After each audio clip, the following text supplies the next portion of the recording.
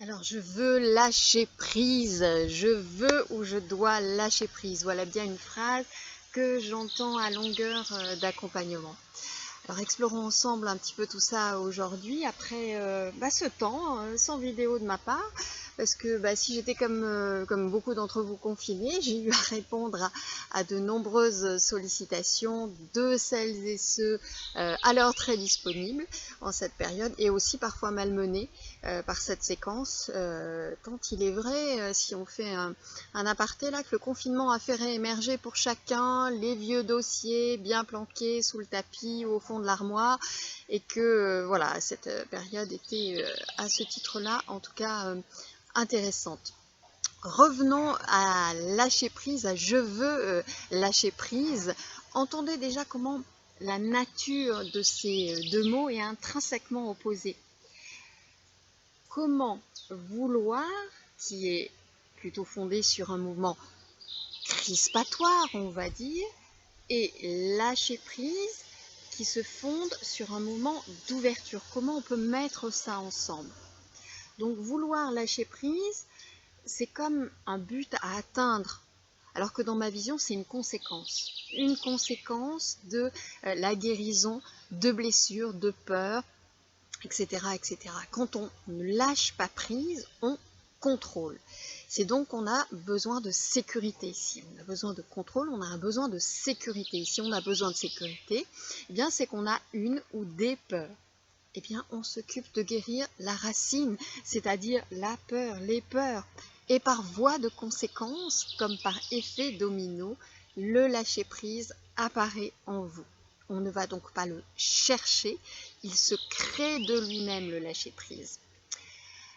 Alors, faites ce processus de guérison par le chemin que vous voudrez, soit de manière active, alchimique, comme le chemin que je propose dans mes accompagnements, parce que c'est de cet ordre-là, ou par la méditation du regard du cœur que je propose en accès libre aussi, qui est très aidante par rapport à ça. Donc, soit par la transmutation active, on va dire, soit un chemin plus introspectif, méditatif, dans ce qu'il a évidemment de profond et de sincère, et au-delà du mental inférieur qui pourrait s'inviter dans ce type de processus. Donc là, il y a une vigilance à avoir évidemment par rapport à ça. De toutes les façons, la vraie guérison, toujours selon ma vision, ne vient pas de l'ego. C'est pas l'ego qui soigne le personnage, qui soigne l'ego. Ça, c'est un leurre, c'est un artifice. La guérison véritable vient de notre être authentique, de la part de divin en nous. Soit de manière active, alchimique, comme je viens de l'exposer, soit par la prière, la méditation, qui dans tous les cas sont le divin à l'œuvre en vous, à travers vous, car vous l'autorisez, vous l'accueillez. C'est de ça dont il s'agit en réalité. Ce qui est relié aussi à tout ça, c'est évidemment à tout ça, donc au lâcher prise, c'est la foi. La foi et non l'espoir ou l'espérance. J'avais fait une vidéo là-dessus, je vous mettrai en lien. Donc en fait, la certitude sereine que ce qui est là est évolutif et que peut-être le sens de tout ça se fera plus tard. Je dis le sens, c'est pas la raison de la situation vécue, le sens. Dans tous les cas, il y a une justesse évolutive, alors souvent à un autre niveau que celui du personnage qui évidemment va s'arc-bouter. C'est toujours à partir de vous-même que le chemin commence, et c'est à partir de ce socle sain, pacifié, que vous pouvez ensuite agir. Parce qu'en fait, lâcher prise n'est pas l'absence d'action comme on pourrait spontanément le penser, ça n'est pas la passivité, ça n'est pas s'en remettre au destin, au divin, le nez au vent et bien calé au fond de son lit ou de son canapé. Simplement, c'est regarder en lucidité ce qui est de votre ressort. Il est clair que si vous voulez manger ce soir un poulet, il ne va pas vous tomber du ciel. c'est assez peu probable, hein. Ça va vous demander de vous bouger les fesses pour aller chez le marchand. Peut-être que l'univers mettra sur votre chemin le super marchand avec la maxi qualité, où vous pourrez choisir entre poulet de Bresse, poulet jaune du Gers, poulet bio déjà rôti avec une super promo ou je ne sais quoi. Ok, simplement vous êtes co-acteur et donc co-créateur. Et puis en effet, il y a des événements, des situations et des interactions sur lesquelles vous n'avez pas ou peu de latitude. Quand il pleut, il pleut. Donc vous n'y pouvez rien. Vous ne pouvez pas modifier la météo, vous pouvez modifier la façon dont vous vivez le fait qu'il pleut, en effet. Face au choix de quelqu'un, là encore, vous avez le choix et donc la responsabilité de votre ressenti. Et de ce que vous en faites de ce ressenti, pas le pouvoir sur le choix de l'autre, qu'il convient en effet d'accueillir, ce qui est différent d'accepter. Là aussi je vous mettrai une vidéo où j'avais parlé de l'acceptation et du détachement aussi. Donc c'est différent d'accepter et c'est aussi différent d'approuver, c'est encore un autre degré. Donc de votre côté, vous gardez le choix de dire oui ou de dire non à ce qui vous est proposé à partir de votre alignement, évidemment, et non pas à partir de jeux psychologiques, de failles narcissiques, donc ni en mode paillasson, ni en mode hérisson, en fait.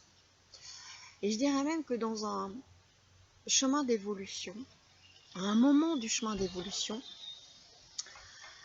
c'est même au-delà de ça. Et c'est même au-delà de ce que j'ai appelé dans plusieurs vidéos la permissivité positive face à l'autre, à l'égard de l'autre.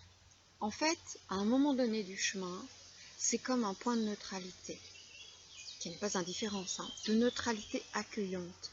C'est vraiment habiter pleinement le détachement, le vrai détachement, donc le vrai lâcher prise, et c'est vrai que ça s'expérimente plus que ça ne s'explique en fait, donc ça demande à être profondément intégré et ça, c'est pour ça que je dis à un moment du chemin.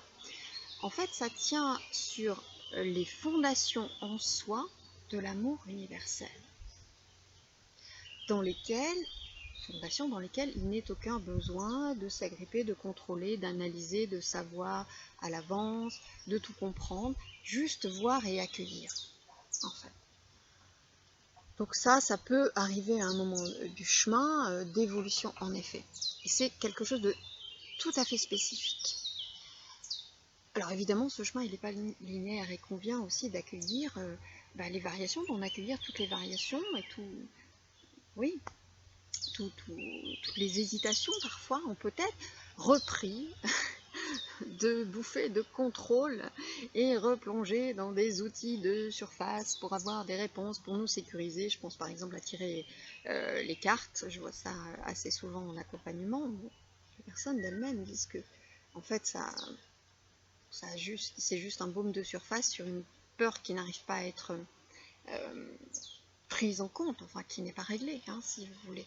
Donc juste être doux avec soi quand ça arrive, ne pas résister à la résistance, enfin, remettre une couche sur une couche, voir tout ça en lucidité et en bienveillance et reprendre le processus de guérison. Et surtout, aussi, se souvenir où on va. En fait, il n'y a nulle part où aller. C'est juste une expression que j'emploie là pour dire revenir dans le cœur. C'est là où on va, on revient à qui nous sommes vraiment, dans notre espace de paix. Rejoindre notre atome germe divin. Ce que nous sommes déjà. C'est pour ça qu'il y a en réalité nulle part où aller, il y a à ôter des couches. Donc, dans cet espace de paix, au-delà des pensées et des émotions qui peuvent nous assaillir. Émotions qui nous informent, je le rappelle, tel un voyant sur un tableau de bord, donc elles ne sont pas à dénier. Là encore, j'avais fait toute une vidéo sur le GPS des émotions. Donc, juste ne pas s'y vautrer dans ces émotions, ne pas s'identifier à ces émotions. C'est pas « je suis triste », c'est « je me sens triste ».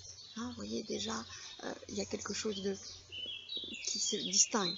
Et donc, aller à la racine du message, de cette émotion, de ces émotions. Se désidentifier, j'insiste là-dessus, se désidentifier, ça n'est pas se dissocier. C'est ce que je vois vraiment souvent en accompagnement, parce que souvent les situations sont souffrantes, et donc du coup la personne se dissocie, donc on n'est plus en lien avec ses émotions. La dissociation est une protection pour ne pas ressentir. Ça n'est pas une désidentification au sens évolutif du terme. Donc soyez attentifs à ça. Vigilance aussi, car parfois les émotions sont juste le fruit d'un mental dépassé.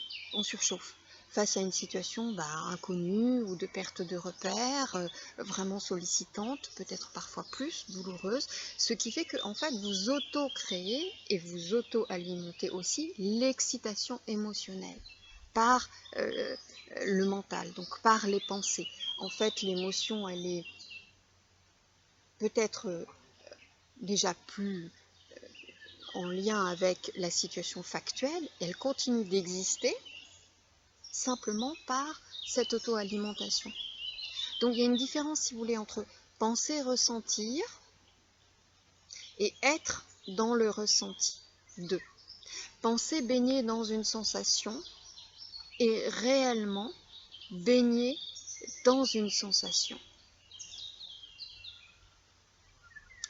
Imaginez que vous marchez dans la rue pour vous rendre à un point précis, sans tout à fait qu'il soit connu, défini. Confiant de rejoindre ce point, même si vous êtes en effet en territoire inconnu, que la météo peut y être changeante. Vous avancez dans une ouverture sereine. Rectifiez votre pas, vous faites des pauses, vous êtes présent à l'instant. Vous pouvez, sur ce chemin, trouver des sollicitations ici et là, comme des coups de klaxon, bref, que sais-je, des personnes qui circulent. Bien, vous n'allez pas vous arrêter à chaque personne pour faire la causette en boucle. C'est pareil avec vos pensées, voyez, hein. Et sur ce chemin, vous avez un super GPS qui s'appelle la foi. On y revient à nouveau. Et ce GPS, le GPS, classiquement, il nous donne assez peu la vision globale. Il faut qu'on aille la chercher. Bon, il y a des moyens techniques, mais on est sur quelque chose, il indique le pas d'après, en fait. Et vous n'êtes pas toutes les 5 minutes en train d'aller regarder pour voir tout le plan, pour voir globalement et tous les détails de la route. Hein. Donc c'est de cet ordre-là la foi. Ça, c'est intimement lié au lâcher-prise, hein, je l'ai dit tout à l'heure. Donc lâcher-prise, c'est finalement ôter toute tension en soi, et cela ne passe pas par la voie de l'effort, vous le comprenez maintenant, donc du vouloir, se tendre pour faire cesser une tension, allez-y, hein, les amis, hein. Se crisper pour lâcher prise, là encore, allez-y.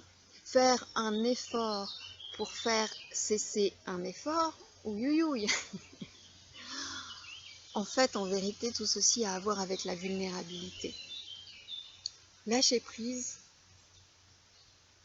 et l'acceptation de sa propre vulnérabilité.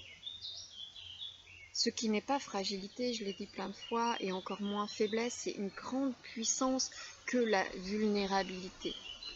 Elle est reliée à la sensibilité. Et c'est donc un de nos 2 piliers essentiels. Il y a 2 piliers, je vous rappelle, dans ma vision en tout cas, la souveraineté et la sensibilité, solide et sensible, la souveraineté et la sensibilité. Alors j'ai fait toute une vidéo détaillée sur vidéo et transcendance où je parle de 2 grandes blessures qui sont du coup rattachées à ça, à souveraineté et à sensibilité qui sont nos 2 piliers. Je vous dis à tout bientôt pour une autre vidéo.